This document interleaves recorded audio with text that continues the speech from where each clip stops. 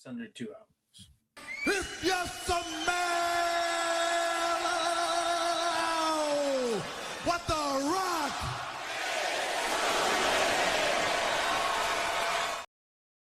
Recording live from two locations. This is Past the Rock.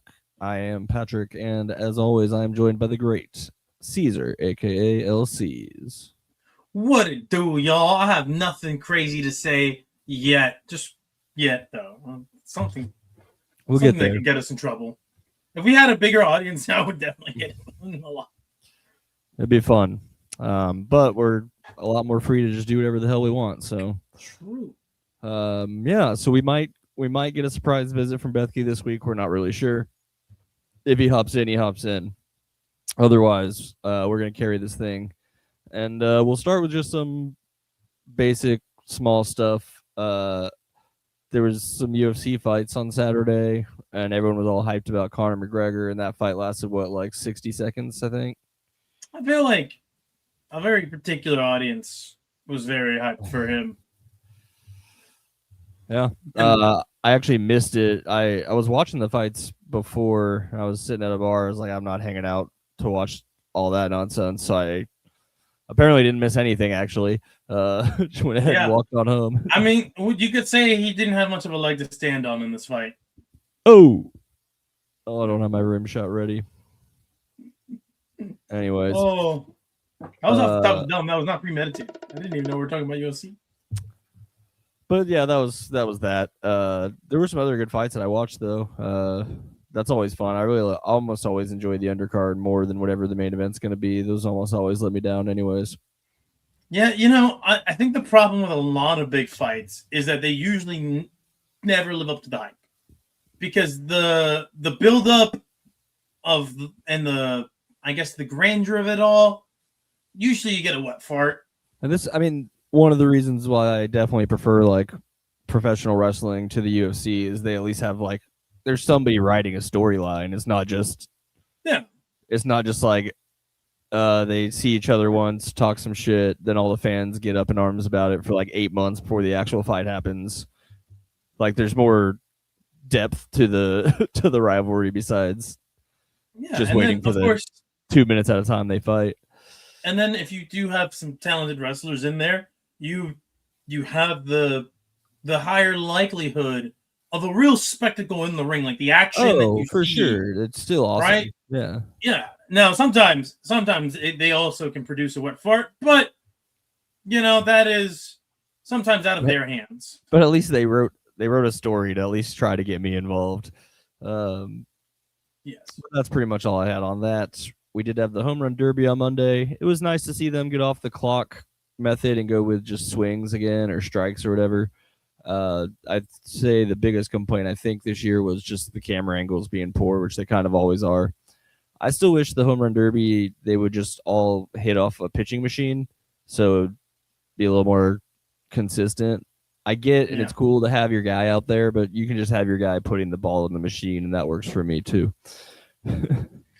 Yeah, but baseball, man, they're not exactly the quickest to change. No, stodgy. Then we had the All-Star game the next day. Pretty standard fare. There was the Rays third baseman got hit right in the pinky by a pitch, and that looked pretty rough. I think the X-rays have come back negative, so hopefully he doesn't miss any significant time. That's just the worst thing to happen is get hurt in an All-Star game. Yeah, pinky too. Wow. Yeah. Like, and it's holding the bat, so that just. Yeah, he went down. We all thought he got hit in the head at first because of how quick he went down, and it's because he's pulling his arms back towards his face as it's hitting him. So in real time, you're just like, oh shit, I think he just got smacked in the face. This is like a real testament to how checked out I am on the Rangers this year, because I didn't even realize we were already doing all the All-Star festivity stuff. First place. Yeah, but it's been a not exciting first place. There's some fun games buried in there, but it's been a tough watch. Yeah, it's a tough watch, and that's the thing. Also, the new job is an adjustment for when to watch these games, because before they would just put them on at my old job, right? And I'm like, I can watch those afternoon night games. Well, Like, all right, cool. now they're going to have trouble doing that as we get to our one Ranger story of the week. So apparently, Victory Plus, the platform the Stars joined, sort of, it's not really theirs, but where the Stars games were played, they had brought in more teams this year, including the Texas Rangers and the NHL's Anaheim Ducks. Now, both on, I guess it was Wednesday, the day after the All-Star game, the Rangers and the Anaheim Ducks announced they were leaving Victory Plus. The Rangers are heading to something called Buzzer, which I had to go sign up for to at least get the most out of the money I already paid to watch them this year. I don't know anything about it. I haven't really got a chance to test it because they haven't played yet. But the Rangers Sports Network is now on a different platform, I suppose, streaming option. So I don't know how that's going to work with bars and TVs like that, like at your old job or whatever. They might not be able to watch it for a while. Yeah, I mean, yeah, especially because, like, I guess if you just make a deal, I guess they just make a deal with some cable company to host to broadcast it, but yeah, or maybe at some point they just inevitably see the writing on the wall and they're like, all right, well, I guess we could just have our shit streamed on Amazon Prime or some shit. I wouldn't hate Apple. Their baseball's kind of nice to watch, actually. It's surprising that it offers you different information than you would normally get. That's interesting, and all their graphics are just like Apple's pretty much known for. I don't know if they still are, but they used to be like just crisp and minimalist, so it doesn't distract or get in the way. But that's really the only thing on the Rangers this week. Hopefully for the Stars' sake, because apparently what's being reported is that Victory Plus missed a few licensing fee payments to the Rangers and Ducks. So hopefully the Stars are figuring, or at least able to keep themselves afloat on there. I'm not gonna lie to understand you, man. the business model. When I first heard of Victory Plus, I didn't bother to do any research. I don't even know if I really paid that close of attention to what they were. I honestly thought Victory Plus was because of Victory Park. I'm sure they named it the AAC. I'm pretty sure they named it because of that. Assuming the Stars would kind of be the main face, because Brad Alberts is a part of the parent media company. We did a full breakdown on this a couple years ago on the pod. You can go back and find it because I don't remember everything. I lost those notes by now. I don't. But even know. We do so many episodes too. Yeah, it's a Canadian-based media company that one of the guys who's on the Stars board is on the board for that. Initially, they brought in Dude Perfect as they have the rights for Dude Perfect streaming. Then the Stars. Then that was the creation of Victory Plus. Since they've added, I mean, they have a bunch of like Canadian minor hockey, some soccer league that I don't really know much about. They've got a lot of sports and other stuff on there now, but apparently they're not making enough money to pay everybody that they were trying to pay. And that's with the Rangers charging me $100-something for the season, so I don't really know how that works. Yeah, that's weird. All right, we already pay? But obviously, I don't know what the agreements were going in, what they promised they'd be able to pay out and all that. So if they aren't able to do that, then I understand the Rangers saying, well, we're going to take this somewhere else and negotiate a better deal for ourselves. That's fine, but annoying. And I think that's about it for what's happening around the world. Not much in the basketball sphere. It's just summer league and people talking about where LeBron's going and him not talking, which the only thing I have to say about that is like, why should he have to tell anyone? Like, he doesn't have to tell anybody ever. So just stop asking about it and you'll find out whenever he decides to tell you. But which is going to be after the World Cup. It's just... I mean, he already told, I think he had said it was already going to be like August, like previously he had said it was going to be in August. It's just, they need something to talk about. So I suppose, man, I don't know. It's like, on one hand, yeah, he can just do whenever he wants. I mean, he's earned that, right? Well, every player has that right. I don't understand what the opposite argument. Sorry, yeah. Tell me what that opposite argument is. Oh, I mean, listen. on one hand, you're like, yeah, he's earned that right. Give everything he's given to the league, and with these other players, you're just like, come on, just give it to us right now. You know, I'm not saying it makes sense. I'm not saying it's a logical argument. I am just saying it's the argument that you could make as a LeBron Glazer, if you will. Now, on the other end, it's just like if you already know, what's the point of waiting? Just make the announcement, get it over with, and then we can go on about what we're doing. Now you can also counter argue and say, well, you can go on about what your day is already and just wait patiently. It's just a matter of perspective. All right, not to be wishy-washy neutral on this one, but it's like, No, yeah, you're fine. it's whatever. You know, I saw me personally, I'm more along the lines of like, I don't care at this point because I just don't think LeBron's gonna make a difference anywhere he goes, well, except maybe like Cleveland. which that's where he's going, so it's fine. But yeah, it's not, since it doesn't concern my team, and the only thing that I'll have to worry about is a potential finals matchup against him. I'm not worried about it until that actually appears itself. Yeah, I he's did not see exactly like the world's greatest finals performer anyway. I did see Adam Silver today saying he's waiting on LeBron to finish up the schedule, which made me think it'd be hilarious for LeBron to be like, well, I'm waiting on him to decide what's going on with Kawhi, because maybe I want to go to Toronto. Who knows? Right? Oh, that But would be fun. There's no world where he rocks that boat, and it's too bad.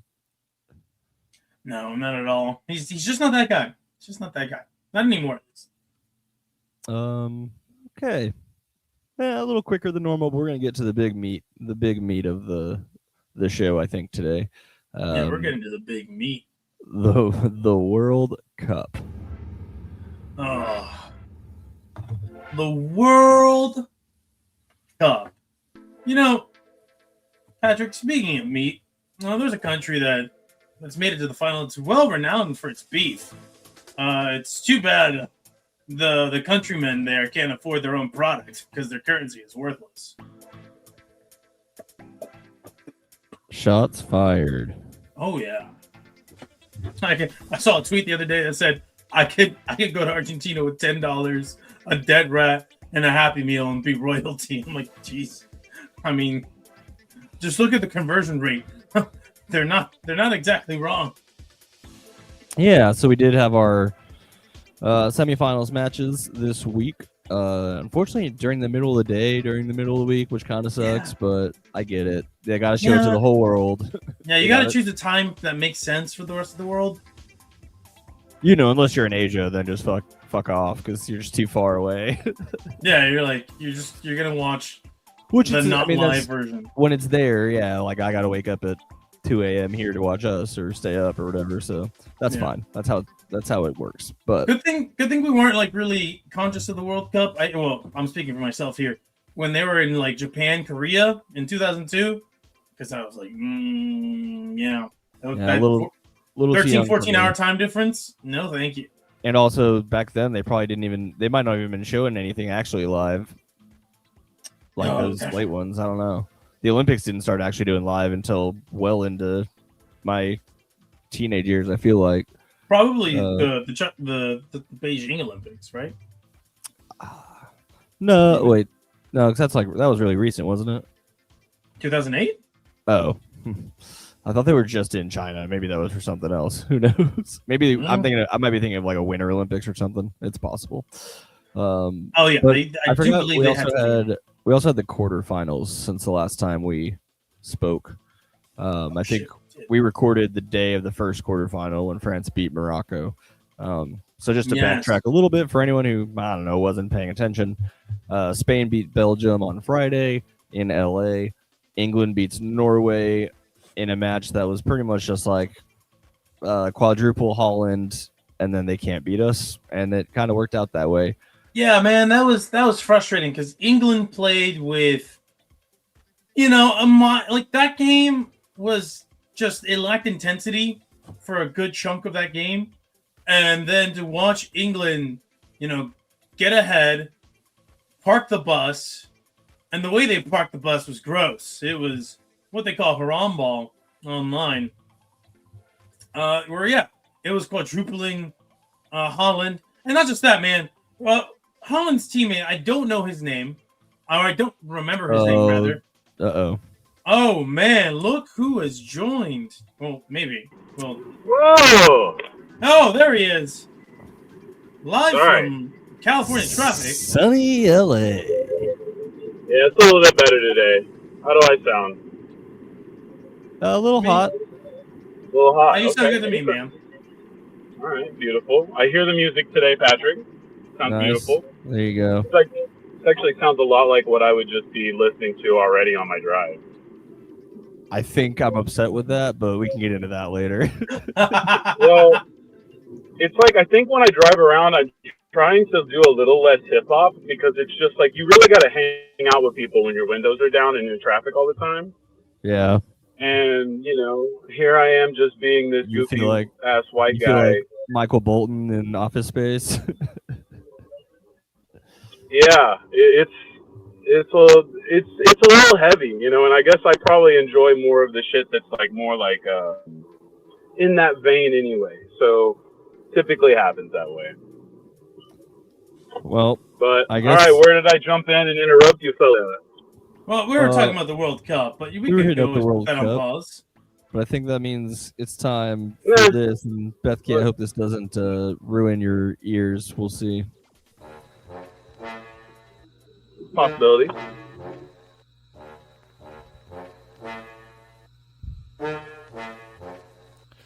It's Head Coach Fight Club. Go on, muscle up. 32 and only one gets the dub. From the sideline to the tunnel to the field level club. There's a brawl in every corner, so you better square up.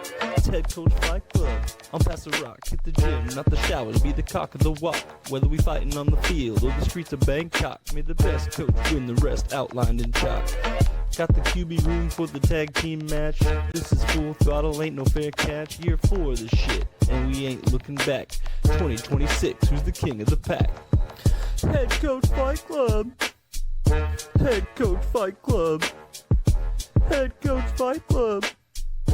Head Coach Fight Club.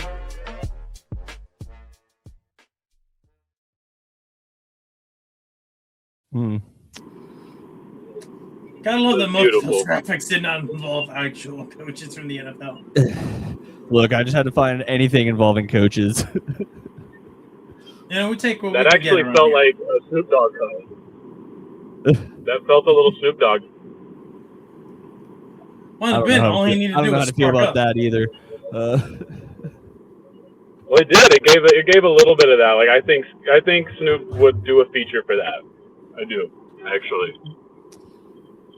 Well- he'll do a feature for pretty much anything. Yeah, no joke. I do think so. We got to do a little catch up here because we lost Bethke after getting Brian Schottenheimer through the first round last week. Which is all that really mattered. But yeah, I agree. The phone died pretty hard. Which I think means we need to know what you think about Nick Sirianni and Andy Dalton versus John Harbaugh and Jameis Winston. I don't know if I fucked that up for 2 seconds, but you're back. Nick Sirianni. Okay, I heard that. Nick Sirianni and Andy Dalton versus Jameis Winston and Harbaugh.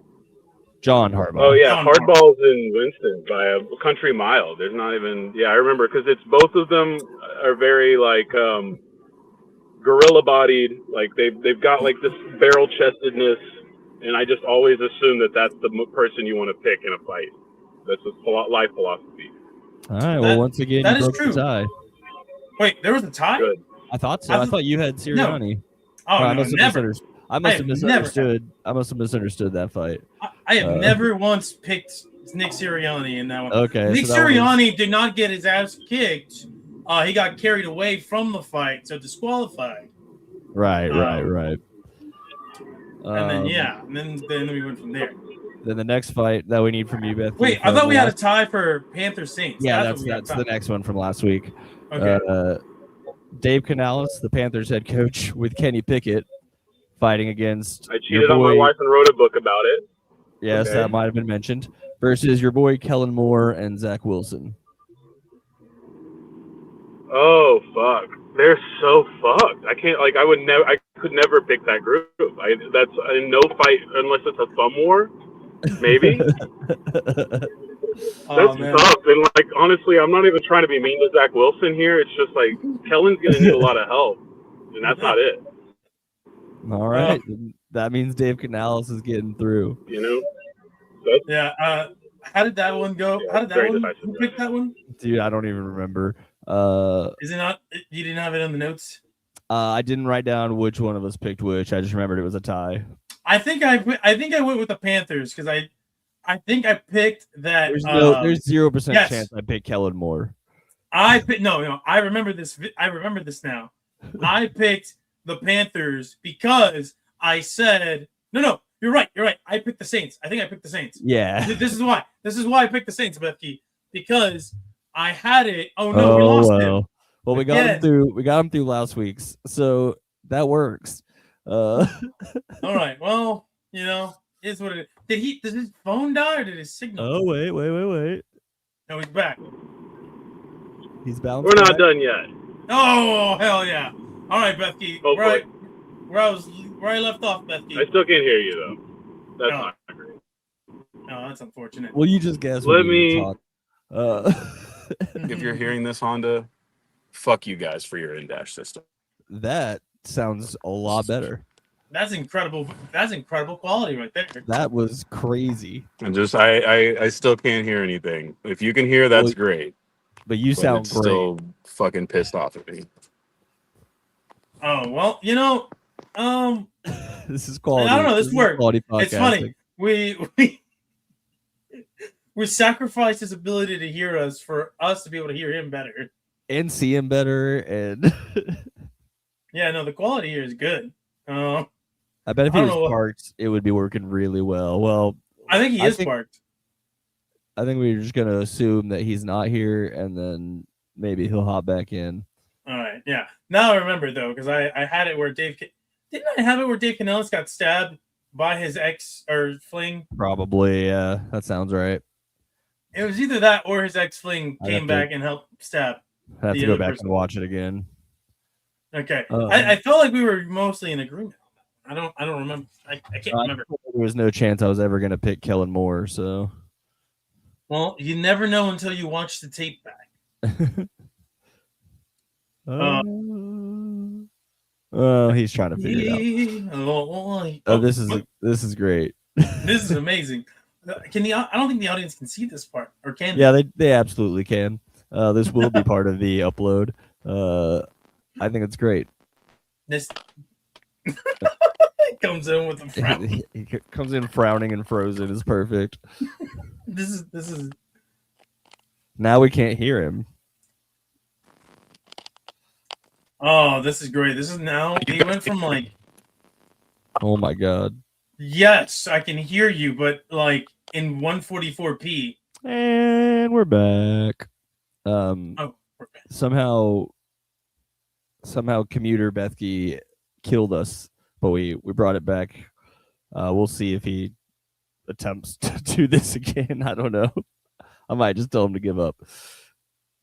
Yeah, this is something that we should practice in a controlled environment.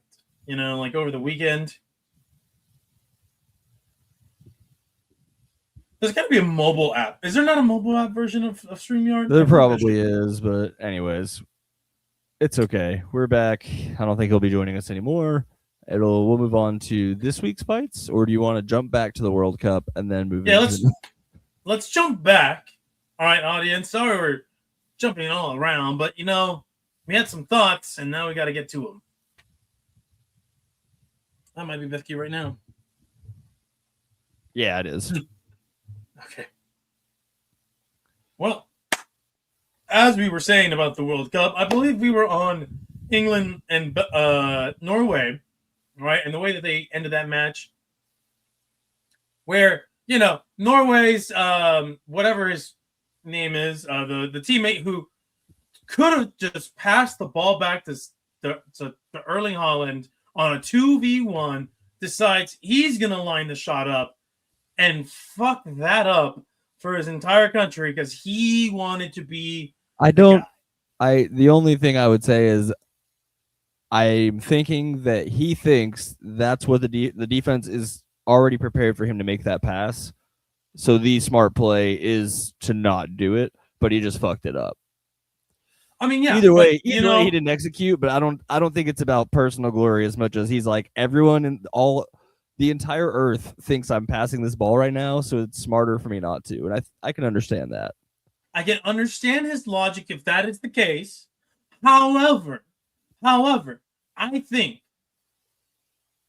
about 99% of the world watching the World Cup would not blame him at all if he tried to go for the pass and Holland didn't finish that play. Because you're forgotten at that point. Now you are remembered for all the wrong reasons. And buddy, you don't want to be that guy. And now you're an infamy now because now they have that meme of LeBron doing this to I think it was J.R. Smith. JR. Yeah. Holland did the same. Yeah. Now there's one of Holland doing that to his teammate. And you're like, well, congratulations, but a good thing for Holland. He's still really young. He's 25 years old. He has more World Cups where he can hopefully carry his team to further heights and not get bogged down by teammates who weren't up to snuff. Well, but even then, that's a tie game, so who knows? You know what I mean? Like he is gonna have to hard carry, which I don't think he's got the kick to do it, but I don't know if he has the rest of the game to do it. Now he also did get subbed out, which is very just mind-boggling. He looks dead on the bench, dude. Oh, listen, I understand that, but it's do or die. And at that point, if you, I mean, hey man, listen, do or die. You died on the bench. That didn't mean he was going to die on the field. You keep going until you can't no more. But hey, let the coach take the heat for it. If you're incapable of finishing the game. So I think if I remember correctly, I was watching it without sound, or I was watching on Telemundo, so I didn't know what was happening. And they were showing the shot of the whole team in a huddle about to go back on the field, like all the guys who are going on the field. And I was looking around, I was like, did they just have a huddle for everyone else to be like, give this motherfucker the ball? Like, what is this huddle? And then I realized he wasn't even going back in. It took me, like, it didn't even cross my mind that was going to happen. But yeah, unfortunately they fall. Well, unfortunately for them, I really don't care either way. And then unfortunately for the legions of Mexican fans that wanted Norway to win.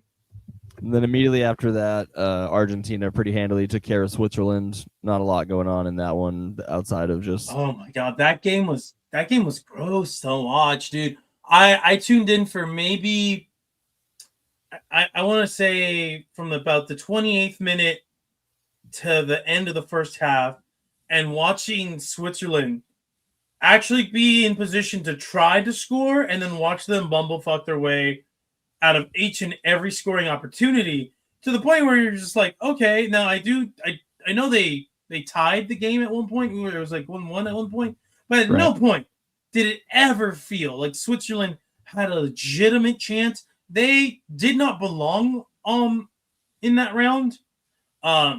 But that's just the group stage right there for you. You know, the groupings, sometimes you're going to get teams that have no business going in. This is my problem with expanding the field. We dilute the World Cup with European teams that do not deserve to be there. Yeah, at least European teams have too many. Like, you have Switzerland. Italy at least was kind enough to not even make it into the into group play. Yeah. Now we open the teams up for often mislooked teams like Cape Verde, like that. Sure, yeah, open it up for them. But for these Euros, you sit your ass back down there. Okay, we're not trying to see you. I want to go see somebody else, because whatever that was, no, thank you, no, thank you. And so that led us into our semifinals. The first one, which I thought was a little shocking, just the final result at least, Spain beating France 2-0. I thought that would be a little more competitive from France's side, at least getting one. For sure. That was a complete meltdown on the French side. Now, friend of the show, Jesus, we were talking about the game, and he said, whether we can't prove it or not, but I would not be one to call Jesus a liar. That his favorite in this entire tournament to win the whole thing was Spain all along. And he believed that Spain was going to be the better unit just because of their defense. Now, admittedly, I have not watched too much of Spain in the World Cup. They just come on weird times. The one match that I think I did watch, it was the 0-0 tie. I think it was 0-0 tie against Cape Verde. And listen, that one exposure to them led me to believe, I'm like, I don't know, this is really a good team. You can't beat this tiny island nation of 500,000 people. Now, this is before we all knew just how much dog the Cape Verde side, Cabo Verde, if you will, before we knew how much dog they had in them and how much they were able to push, eventual World Cup final participant Argentina to their limit. So, that was not like the best impression that I had of Spain. So for me, Spain was kind of an afterthought. I mean, they were advancing, yes, but it just never at no point that I think, the Spain side's going to win it all. But here they are. So I'm going back through the world rankings. Beginning of the year, Spain was first in the world, Argentina second, France third, England fourth. We go to April, France passed Spain, put Spain in second, Argentina third. Then we go to 5 days ago, Argentina 1, Spain 2, France 3, England 4. So, I mean, I think because we don't pay attention, we didn't know, but I think anyone who's paying attention probably knew Spain was likely to be there. I mean, I know they're the European champions, so, I mean, that carries weight. I just thought, you know what? Mbappe and Dembele and the rest of France, and that's a deep team with a deep bench. Oh yeah, they've got this. They're gonna steamroll their way, and they didn't. And that's just me not knowing ball, if you will. So yeah, same, exact same. I'm looking through their list of players to see if I've heard of any of them. Besides Kylian Mbappe, or are you talking about Spain? Spain. Lamine Yamal should be the only one that you may have heard of. Maybe because he is the wonder kid for Spain. I actually don't know how old he is, but I know he is very young. Yeah, just not a lot of names I'm familiar with there, which is obviously on me. I just normally, that's the thing. Is normally at least one of these guys. But apparently they're just a great fucking unit. So they beat France. All led by their 19-year-old star. Jesus. They beat France pretty handily, and then we got Argentina versus England, and it is funny. My God, I'm in it. It is funny when the English don't win the World Cup, right? It's like we laugh at all the Canadian hockey teams for never winning the Stanley Cup anymore.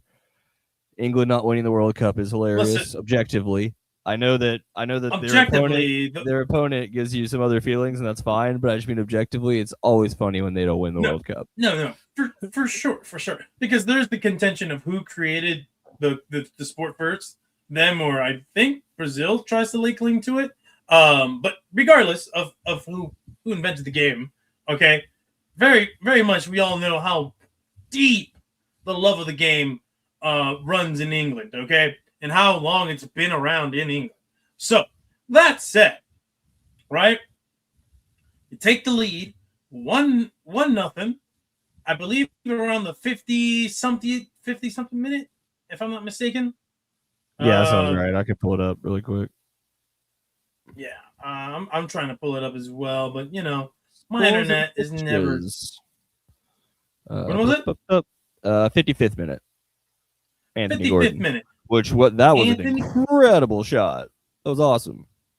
Yes, and then after that, and this is what frustrates me about England, right? Because England against Mexico played with a level of intensity that I don't think they played with before that game, and they haven't played with after that game. It just felt like they treated that as their final.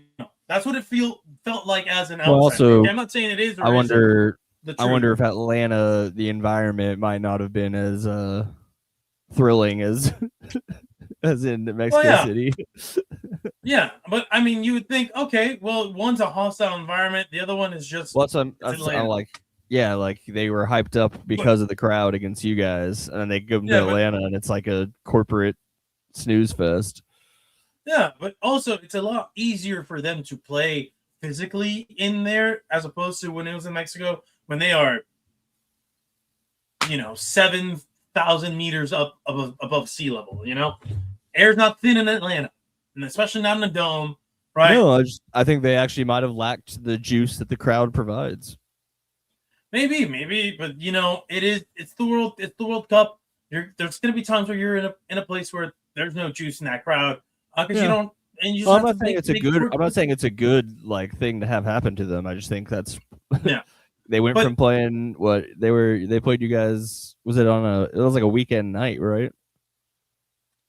Oh my gosh, yeah. It was Saturday. It was a Saturday, I believe. Yep, Sunday night. Sunday. It was a Sunday night in Mexico City in one of the most hallowed and then all of a grounds that sudden- soccer has to offer. Then all of a sudden, it's just a random Wednesday in Atlanta. Yeah, I in can one of the newer understand maybe not stadiums. being as hyped. And it's supposed to. I mean, listen. The lack of fire intensity really showed post that Anthony Gordon goal, where they try to park the goddamn bus against a team that has scored the majority of their goals in what seems to be the post 70th minute of the game in all of their wins, except for like Switzerland, where that was just clearly better than Switzerland start to finish. Where in other games, you're like, is this Argentina team even that good? Right? Now, here we are. 50, like we're getting to the end of the game, towards the end of the game.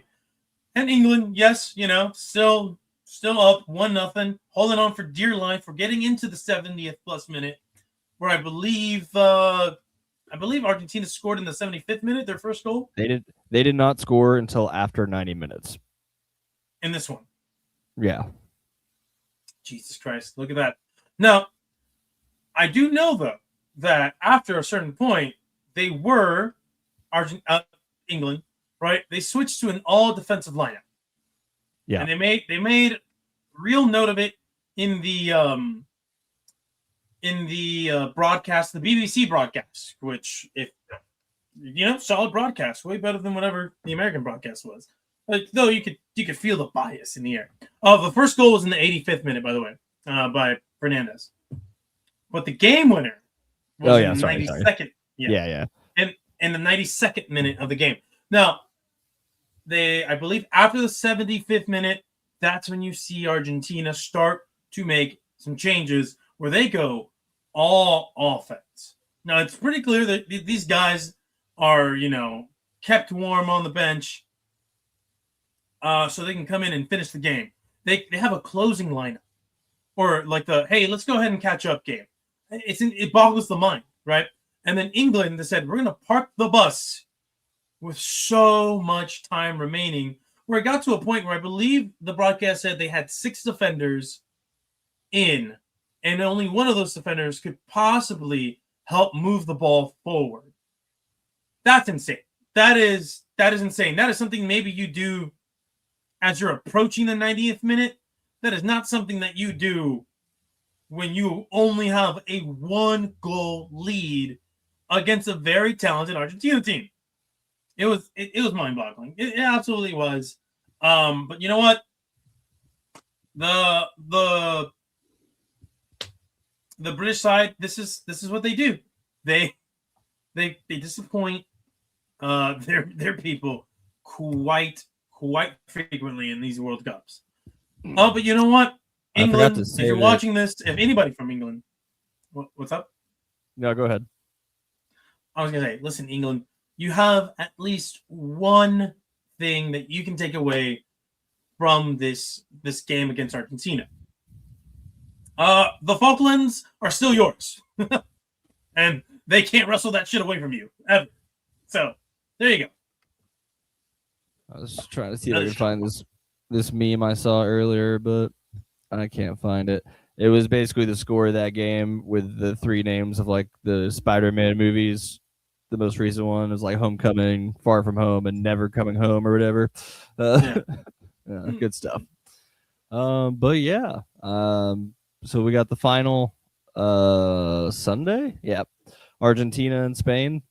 It should be a fun match In New Jersey. in historic East Rutherford. Yeah, where such great games as the Miracle in Meadowlands Part 2. Yeah, and then we got the third Butt fumble. place game. Butt fumble.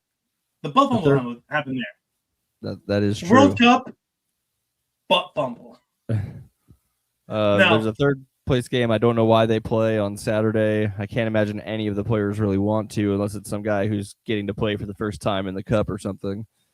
I mean, yeah. I mean, there's still a lot of these guys. They have a lot of national pride, and they sure. Is anybody going to remember them as a third place winner in the grand scheme of things? No. But were their countrymen? Yeah, probably. Now let's talk about this game. I can't forgive England at all for what they're making me do. Okay, because here you are, you defeated my Mexican side. You defeated them on home soil in what will probably be the last men's World Cup that stadium will ever host. And you get past Norway when the majority of Mexicans were rooting for Norway. We got to kind of have a soft spot for Jude Bellingham because speaks in Spanish and did his conference, I believe, in Spanish and showed some love to Gilberto Zamora. But that wasn't enough for us to not want to root for the team that was playing against them because it's like, hey, you beat us. We don't want to see you succeed. But then you beat Norway, and you're like, all right, well, shit, now you're playing Argentina? Well, we're going to root for you clearly over Argentina. There's not a sane Mexican person alive would be rooting for Argentina. And if you're like, well, I would root for them, then you're not sane. That's objective. Objective facts. It's facts. No. That is a factual statement. They're like, well, I want to root for Messi. I'm like, well, shut the fuck up.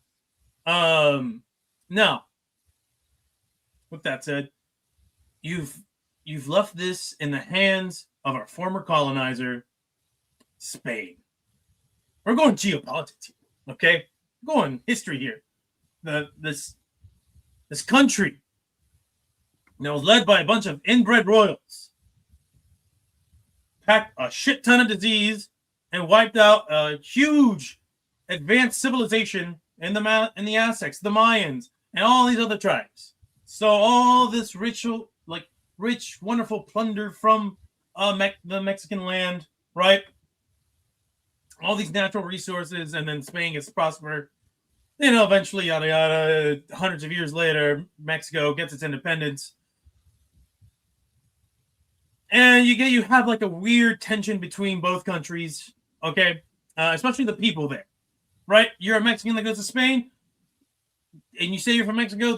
There's a high likelihood from the older generations, not so much the younger generations, but the older generations, they're gonna look down on you, right? And then you as a Mexican will look down on them because their Spanish sounds weird. Now, what you have here is Spain is now in its weird. Patrick, let me ask you this question as a brief aside.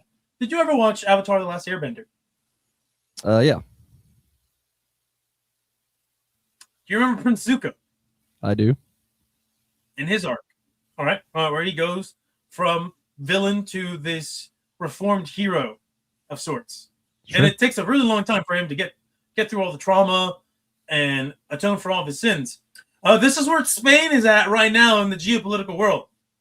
They're on their human rights shit.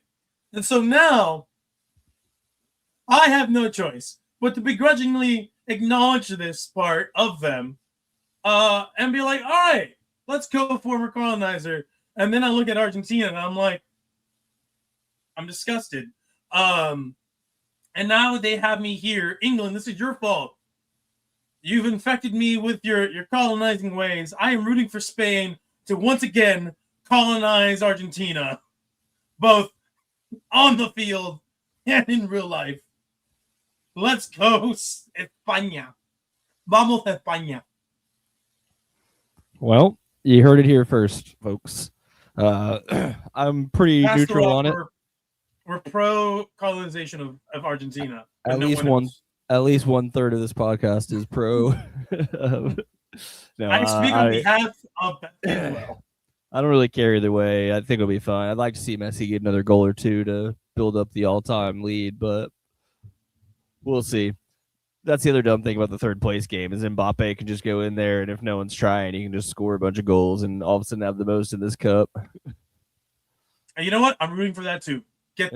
You get that award, Kylian Mbappe. Messi also, I believe, leads in assists because he got two. Oh, yeah, two against two against England on both. He assisted on both goals, which was pretty fun. He's one of the most insane playmakers I've ever seen. And anytime that he strikes that ball into the box or he's taking a corner kick, a free kick, it's like, is he gonna score or is he gonna have somebody else score?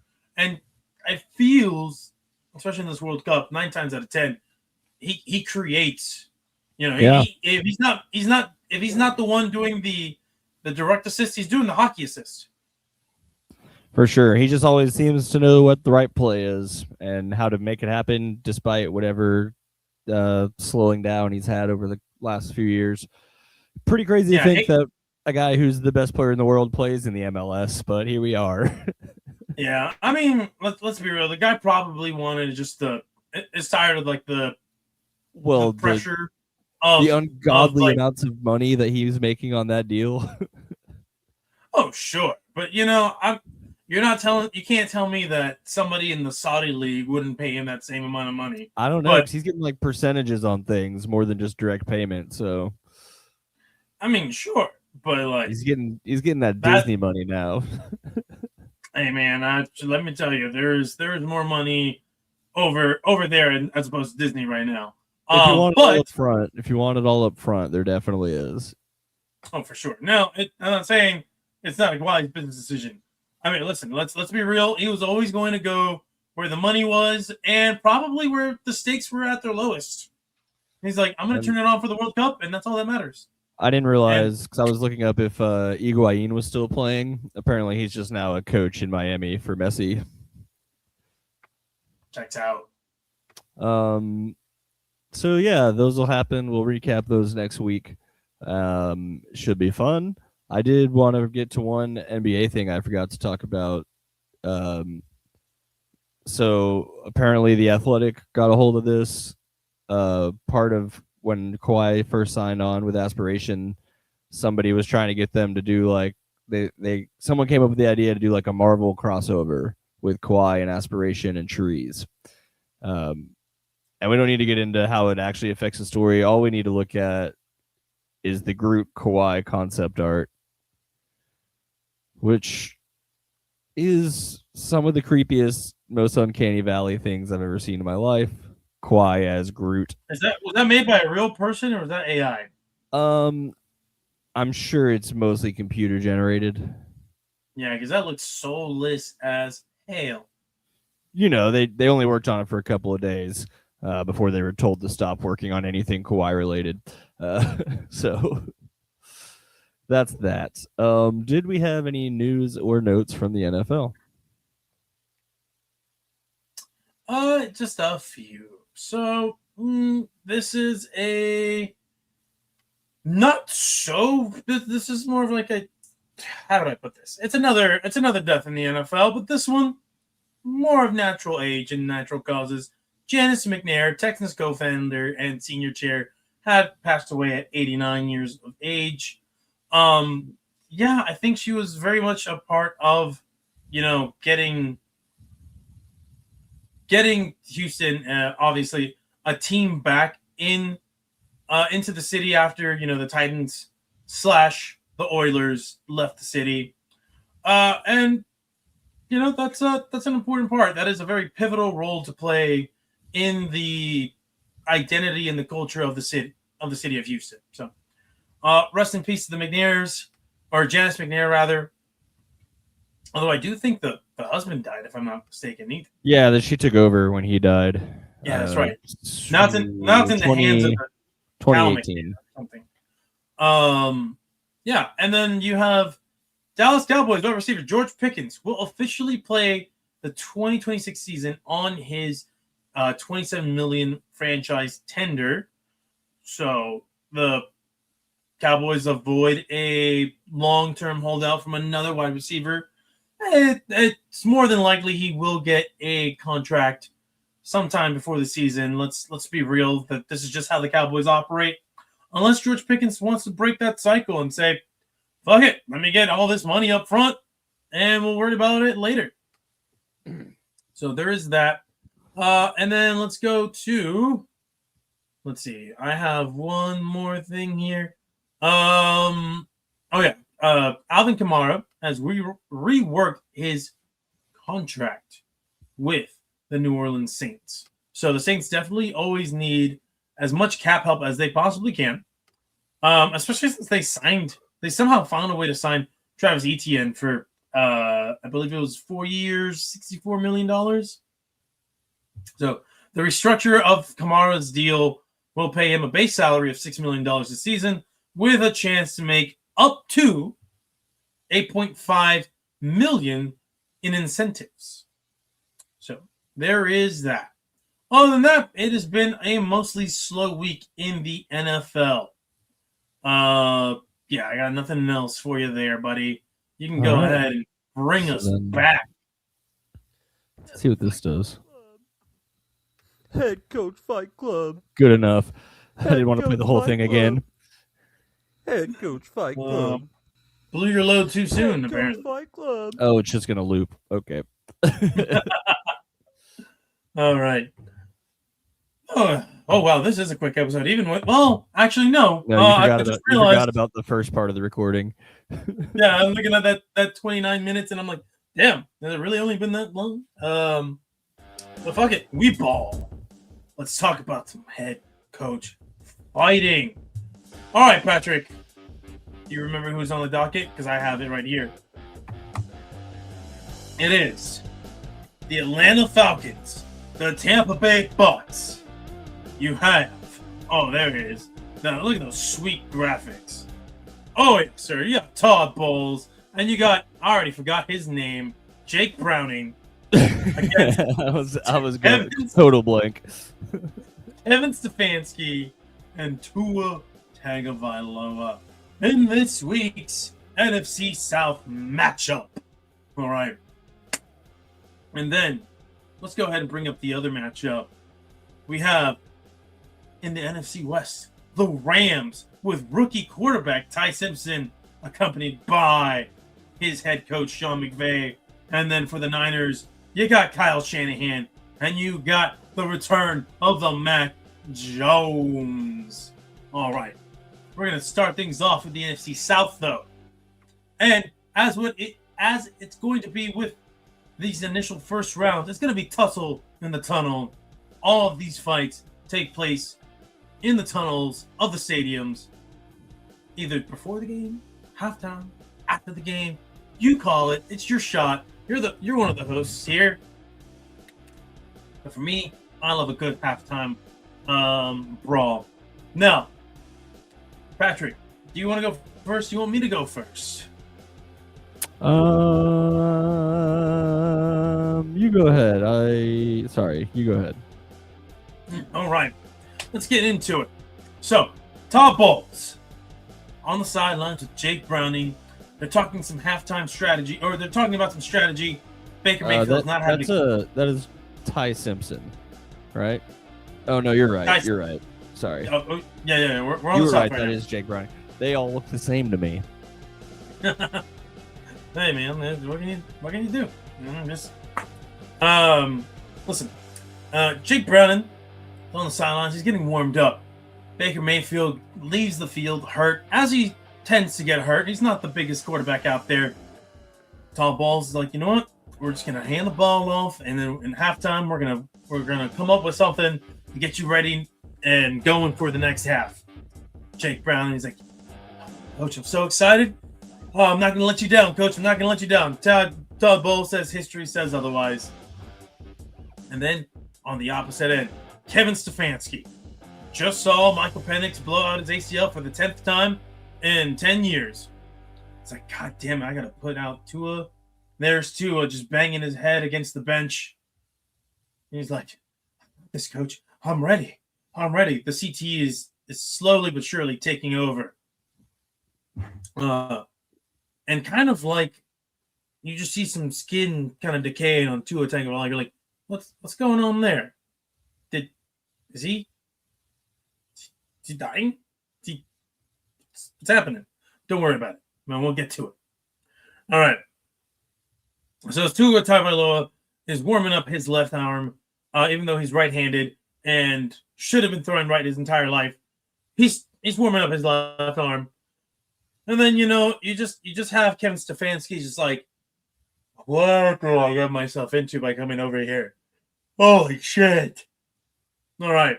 Bijan Robinson. We're just gonna throw a swing pass to Bijan Robinson and hand the ball off. And that's what we're gonna do. And then the final whistle blows. The teams start going to the tunnels on halftime. And Kevin Stefanski goes up to the Todd Bowles.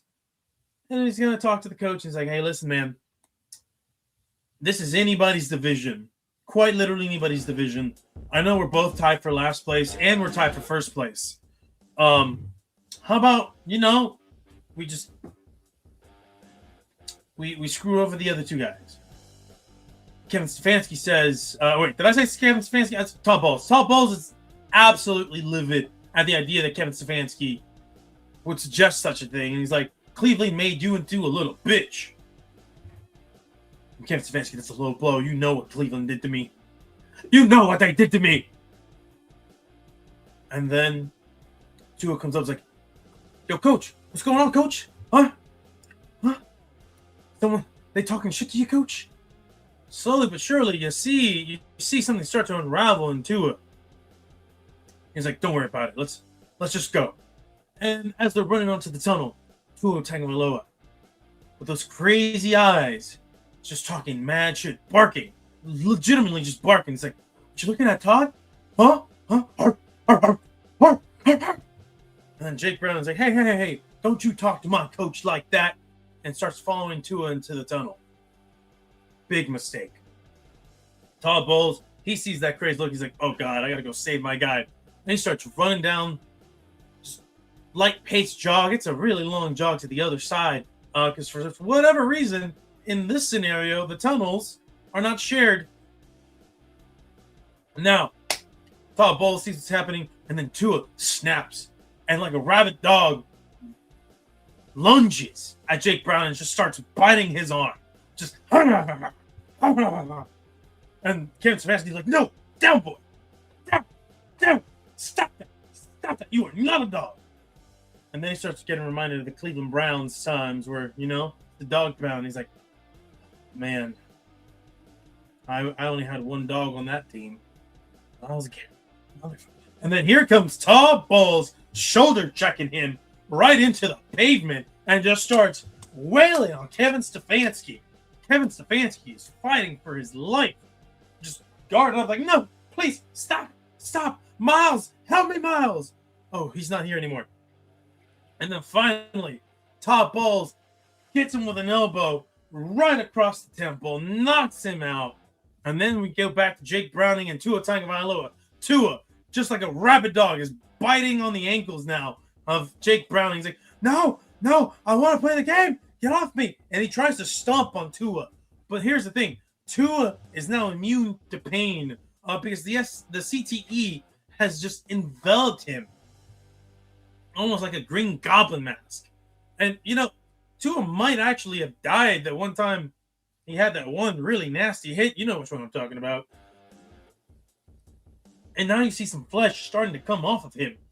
Is Tua turning into like an undead zombie? Is there some necromancy happening somewhere in the stands that's controlling Tua?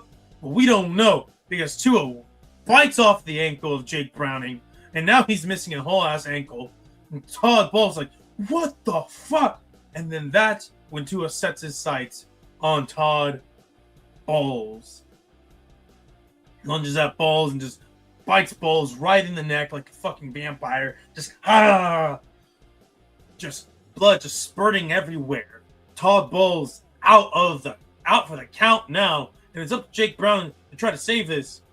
And then Jake Browning tries to throw a football right at Tua's head. Unfortunately, all the trauma to his head has now made him immune to such hits, and Tua, like a rabid dog, bites down on the neck of Jake Browning, killing him. And yeah, Tua Tagovailoa helps Kevin Stefanski advance in my scenario. Up to you, Patrick. Hell yeah, brother. Similar type deal. This is going to be at halftime here. Actually, I think it's pregame. It's probably pregame. Everyone's out there warming up. Again, I still like it to be like a Mortal Kombat style. Like, these guys know there's a fight happening today. Like, they know, the coaches know they're fighting each other at some point. So it's not like it's just, it doesn't have to, like, whatever. They know to expect it.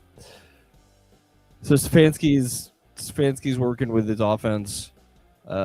Tua's out there doing what Tua does, just looking weird, throwing left-handed and stuff. Todd Bowles sitting there on the sideline, looking at Jake Browning, looking at Kevin Stefanski, and he's thinking, man, that dude's only like 42, 44, or something like that. And he's got this crazy-ass motherfucking left-handed guy over there. And so Todd Bowles pulls a full Murdoch and just says, it's not full Murdoch, that's a lie. But he quotes him and says, man, I'm getting too old for this shit. And then he pulls out a handgun, shoots Browning and then himself, because he just doesn't want to do it anymore. So Stefanski wins. What a runaway.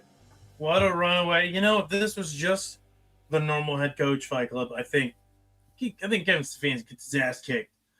But you throw in the factor of a tag team partner who can do the heavy lifting for you, and suddenly it's a game changer.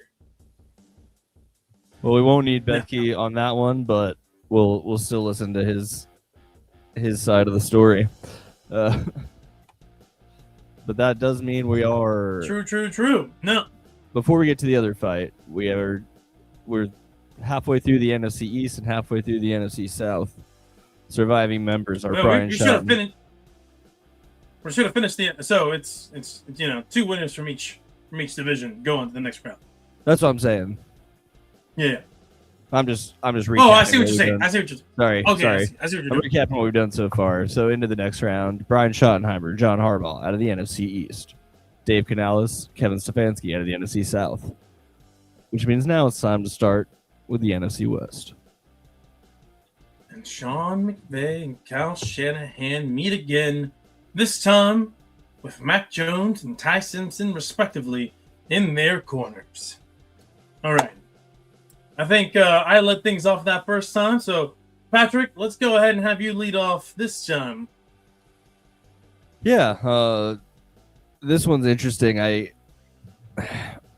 don't know anything about Mac Jones and Ty Simpson. I'm just assuming they're going to cancel each other out as just voids of nothingness that we'll all forget about by next season. Which means this comes down to McVay and Shanahan. Now, as we can see here, McVay is a little bit more of a tactician. He's got his walkie-talkie, whereas Shanahan's more of an emotional and by the hip kind of guy. As you can see him solemnly listening to the national anthem, likely. So I think McVay is just going to be way more prepared for this than Shanahan will, because Shanahan's just like thinks he's going to kick his ass, and that's all he thinks. That's the end of what he thought about it, and then he moved on with his life. But as he's watching Simpson and Jones, where they basically like both have their hands on each other's shoulders and like nothing's happening, they're just a stalemate right in the middle. They don't matter. Shanahan's like, oh shit, that's right, I got to kick this other guy's ass. So he goes up to McVay and just starts pummeling him, pummeling him, pummeling him. And he turns him over and he sees, oh, that wasn't Sean McVay. That was Puka Nakua in disguise. They're both short, right? So then Shanahan doesn't know what to do. And all of a sudden, the stadium lights go out. It's dark. They start flashing the lights. Music starts playing. The crowd's going crazy in Los Angeles. Fog machine. Out of the tunnel, Sean McVay, fully naked. Sprints, dead sprint, Kyle Shanahan. Jumps. Basically, like, you know the jump that Ken Jeong did in The Hangover when he comes out of the trunk? He just jumps and lands right on Kyle Shanahan. And then with his bare hands just strangles him to death right then and there while the whole world watches. Jeez. All right. Well, that was certainly a way to finish that fight. Okay. Here we go. Military. So this one right here, it's going to be week 15. It is a chance for the division lead. All Did right. they actually play week 15? I have no idea. Oh, I'm damn. just throwing out a late season. Could you imagine if I nailed that? I thought you might have known. No. Listen, we fly by the seat of our pants here in the football section. All right. We do not plan that far in advance. No. You know what? Now I'm curious. Do they play week 15? Let's see, 17, 18, 17, 16. No, they play the Chargers. The Niners do. But they do play week 14. Week 14, I believe. So I was close enough. But anyway, December 13th in the future. they play a December game, and they're playing at the cold field that is SoFi Stadium with its nicely air-conditioned dome. Okay, the hostile environment of legendary SoFi Field. The Rams are up by a smidge. It's 20-18 going into halftime, but unfortunately, somehow, some way, both starting QBs have been knocked out of the game. Matthew Stafford, he's old. You kind of expect this to happen, right? And then a Purdy over there, all right, he ain't been pretty good lately. He ain't looking too Purdy out on that blue tent. Hey2 has been knocked out by Myles Garrett, of all people. And so you have the backups. The rookie, Ty Simpson. Then you have Mac Jones, who played very well as a backup last year. One could say he probably in a vacuum could have challenged for a starting spot.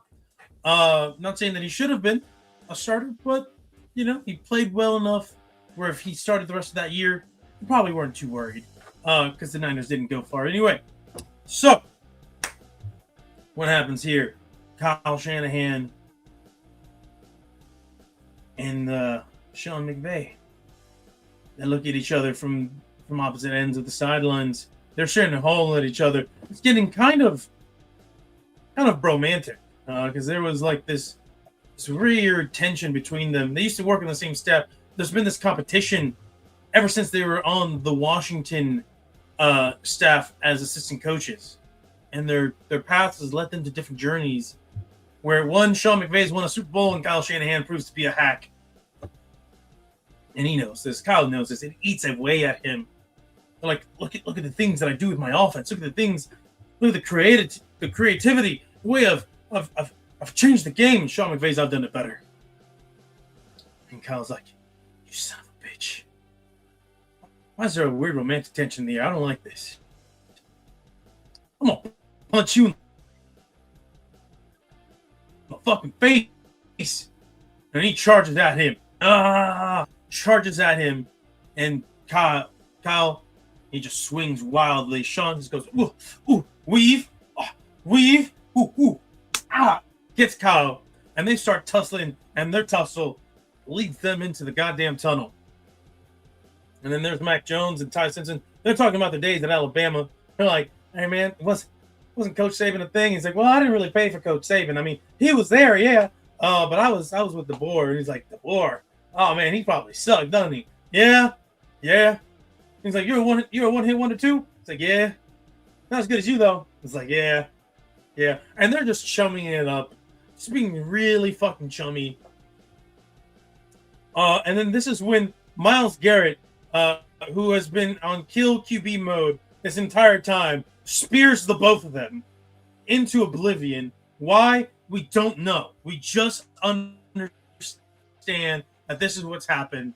Myles Garrett takes out both QBs who've been too nice to each other.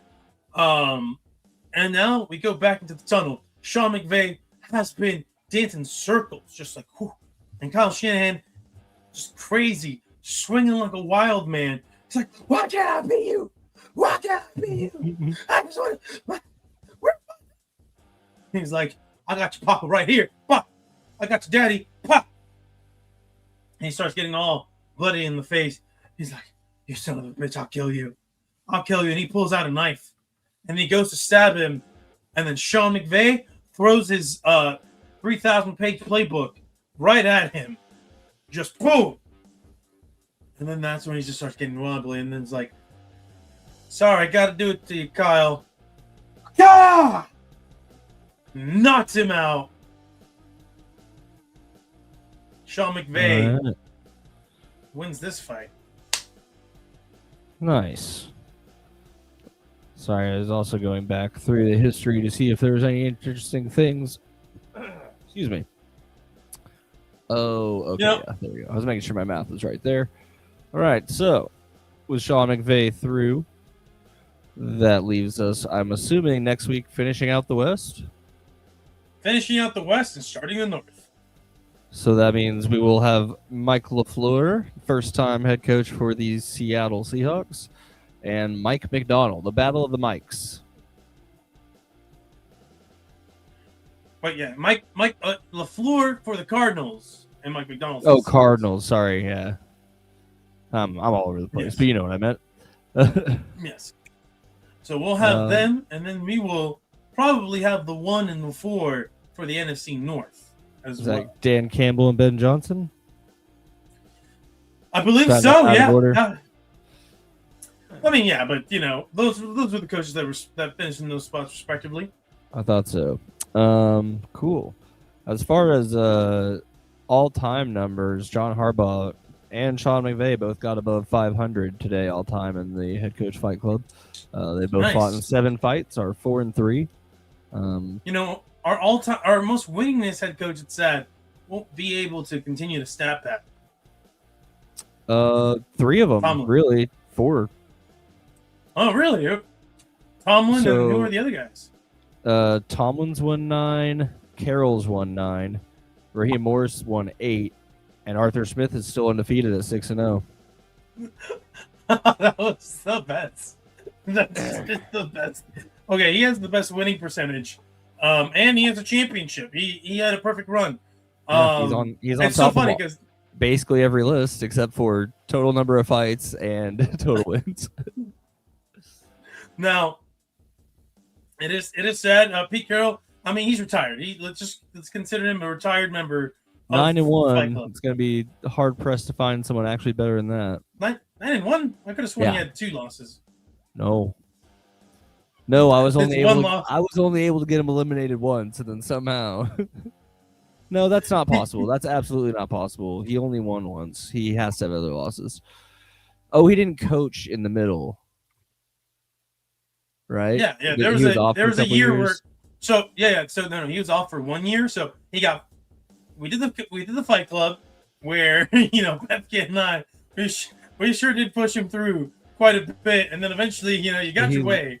He lost, and then the he got first fired. year. He got Yeah, fired, he got fired. and then he won and last then- year. Okay, Yeah, and then I think he was away from the game for what, 1 or 2 seasons. No, just the Um, one, just 2024. He won. He won the first head coach fight club in 23. He wasn't part of it in 24. He won it. No, he didn't. I mean, he didn't win. Sorry, win he got it. he got eliminated in like the final four. So that's Yeah. his one loss because then he went undefeated last year. Incredible! What an incredible run! And then Mike Dolan. Like he's been in the most fights, I believe. 13 fights. Todd- Yes. He's been in 13 fights, 9 and He 4. clears everybody by at least 2 fights. Yes. Wait. That means that means this is the 5th iteration of the fight club. How does This he is have only 4 losses? 4 How does he have 4 losses? because we also used to do. Oh, like, we had a loser bracket. The loser bracket loser year. bracket, That's right. which is also making it. I have to go back to like year by year to make sure my numbers make sense. Yeah, the loser bracket really probably threw the numbers for a loop and helped StatPad for some guys. And then on the bad side of things that we're seeing, Kellen Moore now 0-2. Who else? Nick Sirianni's 0-4. Not great. Nick Sirianni's never gotten through. I don't know if he ever will. I doubt it. Todd Bowles falls to 1-5. He's got the worst, tied for the worst win percentage of people who at least have one win. Him and guess who? Kyle Shanahan, also 1-5. It's just not much of a fight. What's Sean McVay's record? He said he just hit 500, right? 4-3. No, he just went above. One Him and above. Harbaugh He's both went to 4-3. Who else have we had this year already? Dave Canales is 1-2.